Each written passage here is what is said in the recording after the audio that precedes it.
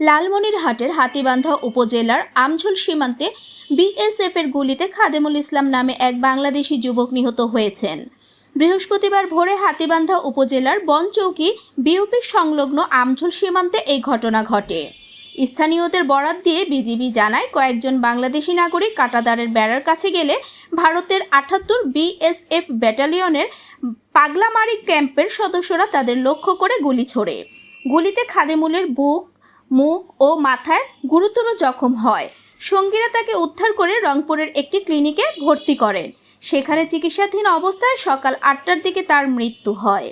হাতীবান্ধা থানার ভারপ্রাপ্ত কর্মকর্তা রমজান আলী জানিয়েছেন, সীমান্তে গুলিবিদ্ধ ওই যুবককে তার স্বজনরা রংপুরে একটি হাসপাতালে নিয়ে গেলে সেখানে তিনি মারা যান।